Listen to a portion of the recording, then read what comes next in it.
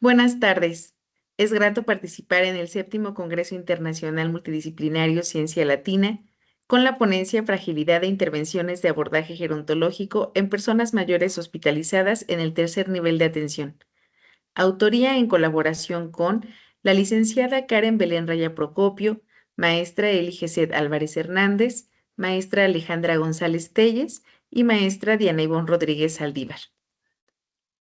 En primer término, me gustaría definir la fragilidad como aquel síndrome clínico que afecta a múltiples sistemas clave, entre ellos el sistema endocrino, respiratorio, cardiovascular, así como el musculoesquelético. Este síndrome suele conducir a la sarcopenia y otras fallas multisistémicas. Una de sus características principales es la multidimensionalidad, que se caracteriza por la disminución de las reservas funcionales del individuo desde distintos ámbitos, dejándolo vulnerable ante factores estresantes. Por otra parte, el envejecimiento se entiende como aquel proceso de deterioro físico y funcional que conlleva la reducción de la reserva hemostática en múltiples sistemas fisiológicos. Por lo tanto, pone en una condición de vulnerabilidad a la persona en etapa de vejez. Por lo tanto, una persona mayor es mucho más vulnerable a sufrir el síndrome de fragilidad. La fragilidad es un tema relevante toda vez que la prevalencia de esta a nivel comunitario se estima entre 3,9% y 51,4%, mientras que la prevalencia de la prefragilidad oscila entre 13,4% y 71,6%. Esto dependiendo de la región geográfica, así como de las herramientas diagnósticas. De acuerdo con la revisión de literatura, los factores de riesgo de fragilidad son principalmente la edad mayor a 70 años, ser mujer, tener más de dos comorbilidades, un bajo nivel socioeconómico, escolaridad baja, presencia de polifarmacia, viudez, bajo nivel de actividad física, desnutrición y bajos niveles de vitamina D. Entonces, hablar del síndrome de fragilidad definitivamente nos conlleva a hablar de la institucionalización, toda vez que en el último año de vida la fragilidad se asocia con un aumento mayor del 50% en el uso de servicios de atención médica, incluyendo visitas al médico, días de hospitalización o incluso la atención de cuidados eh, permanentes en casa. Las instituciones de salud principalmente se han preocupado por brindar atención específica a las personas mayores, sobre todo porque requieren de hospitalizaciones, de estancias no solo temporales, sino permanentes cuando se tiene la fragilidad. Esto obviamente también demanda en los familiares la búsqueda de profesionales capacitados en estos cuidados y qué mejor que un profesional en gerontología que brinde cuidados integrales. ¿Por qué integrales? Porque la fragilidad, como lo hemos mencionado anteriormente, pues demanda de atención de distintos sistemas. Y bueno, las intervenciones de abordaje gerontológico brindan la integralidad, es decir, hacen efectiva la atención de calidad, reduciendo situaciones de riesgo para la salud y basándose en el contexto no solamente biológico, sino también psicológico y social. Las intervenciones para personas mayores en riesgo de fragilidad se convierten en esas estrategias dirigidas para personas mayores que busquen mantener la funcionalidad, que busquen mantener su independencia tanto para actividades básicas como instrumentales de la vida diaria. Entonces, al tratarse la fragilidad de un problema multidimensional, requiere intervenciones múltiples y combinadas que permitan apoyarle no solamente en su aspecto individual, sino también comunitario e incluso como vínculo a los servicios de atención primaria a la salud. El planteamiento del problema radica en que la fragilidad se ve acompañada de este deterioro de la reserva homeostática, comprometiendo a los múltiples sistemas. Y en la etapa de vejez, los riesgos son mucho mayores, llevando a resultados clínicos adversos, caídas, complicaciones quirúrgicas, institucionalización, discapacidad e incluso la muerte. En la institución hospitalaria donde se desarrolló esta investigación, se observó que las personas mayores que asistían a la consulta externa del servicio de geriatría se presentaba una alta frecuencia de síndrome de fragilidad y derivado de las valoraciones que se les hacía, con el paso de los días, se aumentaba no solamente los gastos económicos, sino también la saturación de los servicios hospitalarios y la necesidad de capacitación de personal de salud para su atención. Esto sin mencionar, pues, el alto grado de dependencia de las personas mayores que hasta cierto punto al interior del ambiente familiar, pues afectaba justamente el bienestar de todos.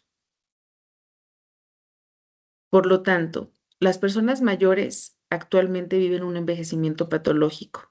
Esto demanda servicios de hospitalización, servicios de personal capacitado y profesionales en el ámbito de gerontogeriatría.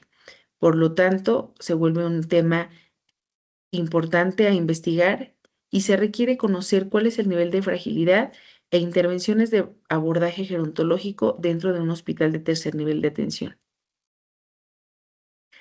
Esta investigación es importante porque al conocer esa prevalencia de fragilidad, se puede vislumbrar las estrategias que se deben tomar al interior de las instituciones de salud a fin de mejorar el bienestar de las personas mayores con prefragilidad y fragilidad, considerando que en los hospitales públicos principalmente los recursos son limitados y que el nivel socioeconómico de los usuarios pues generalmente es bajo. Por lo tanto, no solamente se beneficia al usuario, sino también a las instituciones, disminuyendo estos costos de recursos que pues realmente no se tienen. El objetivo fue determinar el nivel de fragilidad y las intervenciones de abordaje gerontológico para las personas mayores hospitalizadas. Y bueno, fue un estudio cuantitativo de tipo descriptivo y transversal, con un muestreo por conveniencia correspondiente a 76 personas mayores hospitalizadas a quienes con previo consentimiento informado se les aplicó la valoración gerontológica integral. Los criterios de inclusión fueron personas mayores de 70 años y más, valoradas por el servicio de geriatría, que hayan firmado consentimiento informado y que cuenten con valoración gerontológica integral, así como la escala clínica de fragilidad. Criterios de eliminación, valoración o escalas de fragilidad incompletas. Dentro del instrumento de valoración gerontológica integral se consideraron las siguientes escalas: la escala clínica de fragilidad, la escala Lawton y Brody e índice de Bartel para las actividades de la vida diaria, tanto básicas como instrumentales respectivamente, escala Mini-Cog para el estado cognitivo y la escala de Yesavage de 15 ítems para identificar depresión.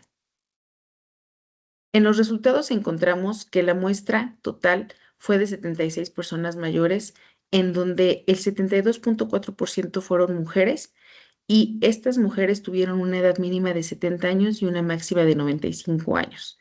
Por otra parte, el grupo de edad más grande fue el de 80 a 89 años con 37 pacientes, seguido del grupo de 70 a 79 años con 31 pacientes y el grupo de 90 y 99 años con 8 pacientes.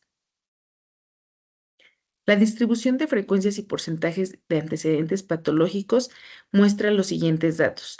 Se reporta que las personas mayores en el momento del estudio presentaron lo siguiente: artritis, mayor prevalencia con un 93.4% del total de la muestra, seguida de hipertensión con 85.5%, insuficiencia cardíaca con 64.5%, EPOC 59.2% y en menor prevalencia la diabetes. La polifarmacia fue uno de los síndromes que se identificó en donde existen en promedio 8 medicamentos de consumo de los pacientes y realmente esto pues es alarmante porque hubo incluso un porcentaje, aunque mínimo, del 2.6% que tenía hasta 16 medicamentos. Entonces, hablando de el 18.4% de los usuarios consumía 8 medicamentos. Se observó que las personas mayores que participaron en esta investigación fueron 38.2% independientes. Sin embargo, el 50% tuvo una dependencia leve, realizando actividades básicas de la vida diaria, y solo el 1.3% dependencia total. Esto pues es un área de oportunidad. Sin embargo, permite identificar que a pesar de tener síndrome de fragilidad, se puede recuperar la independencia. Con respecto a los síntomas depresivos, el 60% de ellos no mostró síntomas depresivos, mientras que el 39.5% se identificó. Con respecto a resultados de Menicoff y sus componentes, bueno, pues hubo deterioro cognitivo, sospecha de deterioro cognitivo en la mayoría de ellos, mientras que hubo un bajo porcentaje que tenía muy poco probable deterioro cognitivo. La escala de fragilidad mostró que 3 pacientes estuvieron en la categoría de no frágil con un puntaje de 2 y 3, mientras que el 96.1% en la categoría de fragilidad, representando de la siguiente manera: fragilidad muy leve 30.3%, leve 26.3%, siendo una prevalencia total del 96.1%. Las intervenciones realizadas de manera integral para estos pacientes fueron ejercicios de calentamiento, ejercicios físicos, indicadas aquellas para estimulación cognitiva abordando el lenguaje, así como la orientación, la memoria, el cálculo, el juicio, la inteligencia, la terapia ocupacional, las redes de apoyo. También se abordó la estimulación sensorial, así como intervenciones de aprendizaje y de espiritualidad. Estas 3 intervenciones se realizaron dentro de la institución hospitalaria, dejando un precedente en donde el licenciado en gerontología tiene cabida para poder abordar de manera integral a la persona mayor teniendo síndrome de fragilidad, donde se pone en primer plano las intervenciones físicas, seguidas de las psicoemocionales y posteriormente de las sociales y espirituales. Es importante mencionar que otros profesionales como enfermería, geriatría, medicina interna, fueron parte importante del equipo multidisciplinario. Sin embargo, quienes ejecutaron las intervenciones fueron los licenciados en gerontología, y por otra parte, también se pudo identificar que al tener síndrome de fragilidad una persona mayor, no solamente se requiere hacer intervenciones físicas. A manera de conclusión, las personas mayores incluidas en el estudio en promedio tuvieron 81.7 años de edad. El mayor número de las personas se situó en grupos de edad de 80 y 89 años. El 93.4% presentó comorbilidad y la mayoría de los pacientes incluidos tuvieron polifarmacia en un 89.47%. Con respecto a la independencia, podemos encontrar que, de acuerdo con el índice de Bartel, fueron independientes el 38.2%, 39.5% presentó síntomas depresivos y el deterioro cognitivo se mostró en el 84.2% de la población. El estudio de fragilidad determinó que el 96.1% de las personas mayores hospitalizadas tenían fragilidad, y las características que se destacaron fueron edad mayor de 70 años. Se observó que la muestra se encontraba en mayor porcentaje mujeres con polifarmacia. Esto pues está de acuerdo con la literatura que se revisó, coincide nuestro estudio con esta literatura que existente, y la prevalencia de fragilidad se identificó en el 96.1%, mientras que el abordaje gerontológico sugerido fue a través de las intervenciones del área física, cognitiva, psicológica, emocional, social y espiritual.